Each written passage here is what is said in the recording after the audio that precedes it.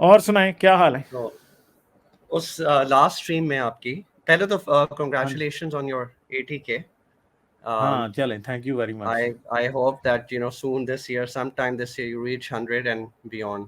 तो आपके सफर में हम सब साथ दे रहे हैं आपका, रैशनैलिटी बहुत के, शुक्रिया, thank you very much. Secularism के. तो अच्छा, लास्ट स्ट्रीम आपकी हुई थी काफ़ी अच्छी, वाज वेरी एंटरटेनिंग.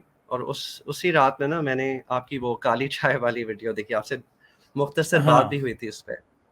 हाँ जी, हाँ जी, हाँ जी. तो that story was really mind blowing. तो काफ़ी एक्सेंट्रिक स्टोरी थी, अनप्रिडिक्टेबल विद इट्स आउटकम.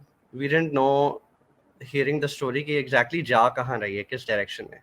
और आपने बहुत सटल रेफरेंसेस या सिंबोलिज्म या what you call it, subliminal messages जैसे about racism, prostitution, uh, kids not having to go to school, इस तरह के social issues उसमें दिखाए, difficult life दिखाई थी. And इस तरह की story आपको मैंने उस पे मैसेज पे भी, प्राइवेट मैसेज पे बोला था कि it's very difficult to write and it comes under absurdist literature या absurdist fiction. इसकी एक मिसाल मिलती है, फ्रांस काफ्का की बुक है मेटामॉर्फोसिस. उनका शॉर्ट नॉवल है जिसमें ही writes a story about a guy who's a traveling salesman, and the story starts कि वो सुबह उठता है और वो अपने आप को एक इंसेक्ट पाता है, and उसकी फिर फैमिली काफ़ी कंफ्यूज होती है, and then they're feeding him. बहुत short, I think it's less than 100 pages that book. लेकिन वो भी एक तरह का अनप्रिडिक्टेबल, एक इस तरह के लिटरेचर को एब्सर्डिस्ट लिटरेचर कहते हैं. तो जैसे हिस्टोरिकल फिक्शन होता है, स्पेकुलेटिव फिक्शन. तो I was actually surprised that you could craft a story like that. So मैंने और भी बड़ी लिखी हुई है, शेयर करूंगा. अच्छा, नहीं, we would I would look forward to reading things like that. लेकिन एब्सर्डिस्ट लिटरेचर में ना irrational logic यूज किया जाता है to convey the moral of the story.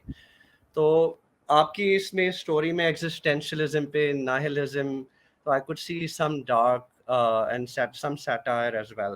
तो मैं जब सुन रहा था ना, तो I was getting that feel कि गालिब ने इस तरह की थीम यूज करते हुए किया है. तो एंड में फिर वो बहुत ही एक एब्रप्ट एंडिंग थी, और फिर उसमें जो ट्रांसफॉर्मेशन थी उनकी after drinking that black T. So would you like to spoil न करें लोगों को देखने के लिए.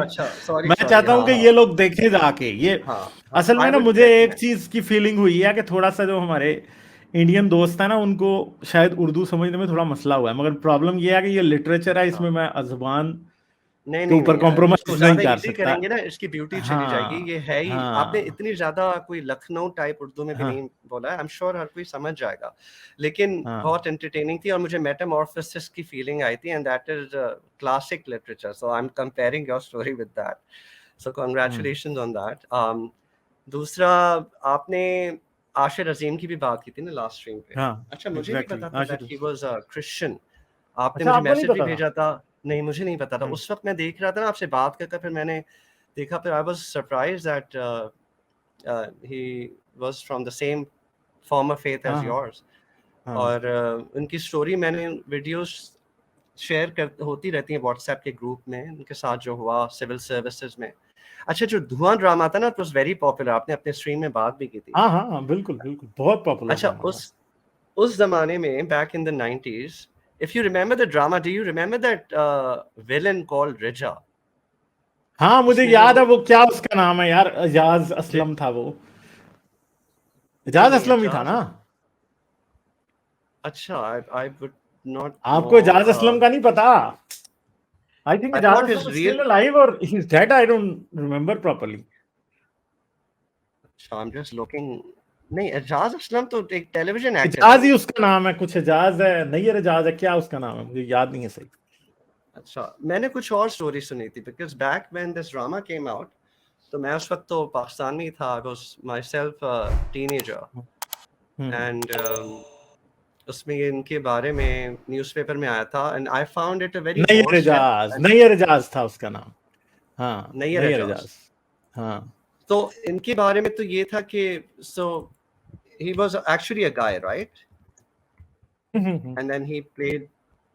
नहीं, Nayyar Ajaz नहीं, I'm talking about Rija. Nayyar Ajaz was the male villain, the female hired villain. अच्छा खैर, I'll tell you the story उस वक्त. मुझे असल में ना मुझे अब धुआं इतना ज्यादा याद नहीं है क्योंकि I was maybe 10 years old at that time, 11 years old. Ghalib अब आपने मेरी उम्र ज्यादा मैं कब से कह रहा हूँ मैं गालिब की उम्र के करीब हूँ. चलिए मैं 12-13 साल का था. जो रिजा का जो कैरेक्टर था ना, उस वक्त न्यूज में आया था that he was a transgender. He was born as a guy and he had gone through gender reassignment, either hormonal or physical.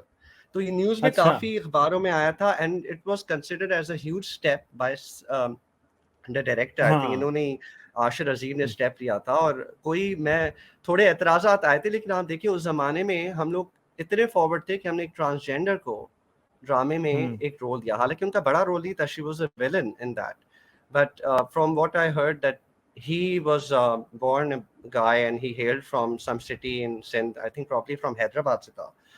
और फिर उनकी जेंडर रीअसाइनमेंट whatever उसके बाद, एंड उस पे एतराज़ात उस वक्त उठे थे. लेकिन we can not imagine someone like that being given a role. आज सोसाइटी में इस तरह का रोल किसी ड्रामे में, छोटा रोल भी दिया जाए.